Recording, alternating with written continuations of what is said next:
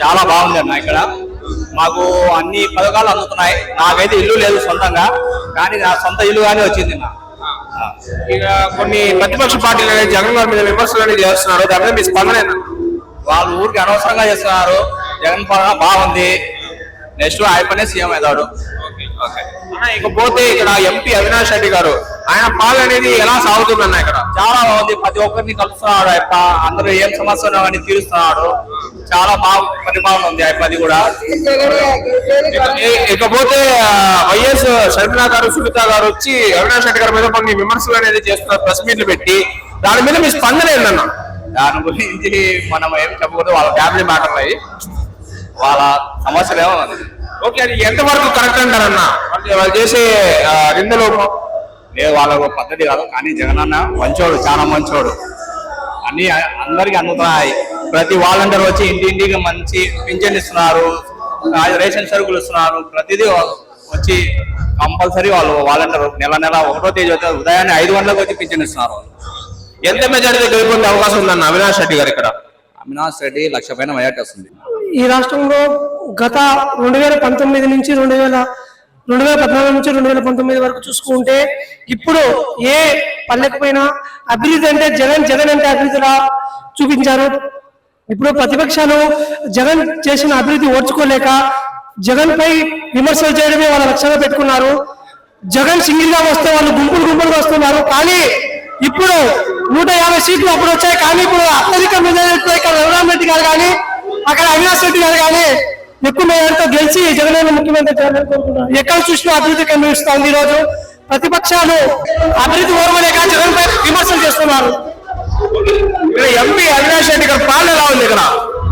అవినాష్ రెడ్డి చాలా మంచి వ్యక్తి. సార్ ఎవరికైనా రెస్పెక్ట్ ఇస్తారు. సార్కు వీళ్ళు వాళ్ళని తేడా లేదు. సార్ పోయిన సంవత్సరం కన్నా ఇప్పుడు ఎక్కువ మెజారిటీతో గెలుస్తారని.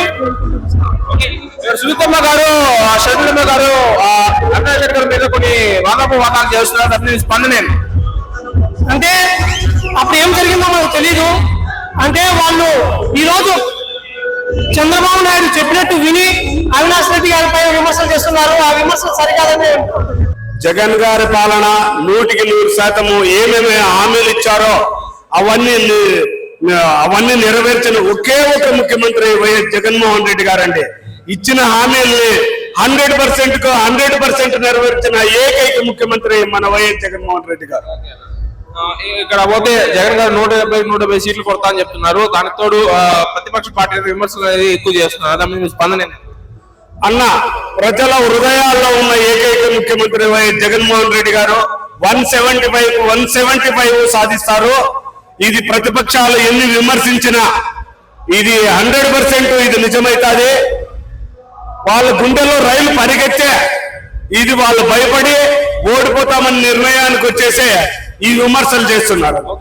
ఇకపోతే ఇక్కడ ఎంపీ అవినాష్ రెడ్డి గారు పోటీ చేస్తారన్న, ఆయన పాలన అనేది ఎలా ఉందన్న? అవినాష్ రెడ్డి గారి పాలన నంబర్ 1 గా ఉంది. ఆయన పేదల పక్షాన ఆయన నిలబడి ఏ కార్యక్రమాలు ఏ హామీలు ఇచ్చారో అవన్నీ నెరవేర్చి హామీలు ఈయన కూడా నెరవేర్చున్నటువంటి వ్యక్తి మన అవినాష్ రెడ్డి గారు. ఇకపోతే మొన్న ప్రెస్ మీట్ వైఎస్ సునీత గారు, షర్మిలా గారు ప్రెస్ మీట్ పెట్టి అవినాష్ రెడ్డి గారి మీద కొన్ని నిందలు అనేది మోపిరావడం అనేది జరిగింది. అది ఎంతవరకు కరెక్ట్ అంటారు? దాంట్లో ఎంత శాతం నిజం ఉందన్న? అన్న, సునీత గారు అయితేనేమి, షర్మిలా రెడ్డి గారు అయితేనేమి వీళ్ళు ఊరికే నిందలేస్తున్నారు. చంద్రబాబు నాయుడు గారికి వీళ్ళు తొత్తులన్నా. వీళ్ళు చంద్రబాబు నాయుడు గారు ఏం చెప్తే అది మాట్లాడుతున్నారు. నిజంగా పులివెందుల్లో ఉన్న ప్రతి ఒక్కరికి తెలుసు వివేకానంద రెడ్డి గారిని ఎవరు చంపినారో. ప్రతి చిన్న పిల్లవాడిని అడిగితే కూడా పులివెందుల్లో తెలుసు. ఊరికనే అవినాష్ రెడ్డి పైన జగన్ పైన నిందలేస్తున్నారే కానీ ఇది 1% కాదు కదా, 0.001% కూడా ఇది నిజం కానే కాదు. వీళ్ళు ఓడిపోతామనే భయంతో నిందలు వేస్తున్నారు.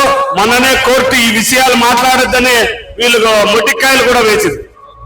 ఇకపోతే అవినాష్ రెడ్డి గారు ఎంత మెజారిటీతో గెలుపొందే అవకాశం ఉందన్నాయి ఇక్కడ? అవినాష్ రెడ్డి గారు ఆయన బంపర్ మెజారిటీతో గెలుస్తారు. ఈసారి రికార్డు సృష్టించబోతారని మేము అనుకుంటున్నాము. ఆయన మెజారిటీ 2 లక్షలు దాటిపోతుందని మా అంచనా. ఇక్కడ ఎమ్మెల్యే రఘురామరెడ్డి గారి పాలన ఎలా ఉంది? రఘురామరెడ్డి గారు పెద్ద ఆయన, మంచి నీతివంతుడు. ఆయన పాలన సుభిక్షంగా ఉంది. ప్రజల్లో అందరికీ మమేకమై ఆయన అందరి సమస్యలను తెలుసుకుంటూ ఆయన అందరినీ సమన్వయం చేస్తూ చేసినటువంటి వ్యక్తి మన రఘురామరెడ్డి గారు సార్. ఎంత మెజారిటీ గెలుపొందే అవకాశం ఉందన్న రఘురామరెడ్డి గారు? రఘురామరెడ్డి గారు 50,000 మెజార్టీ పైన గెలుస్తారు.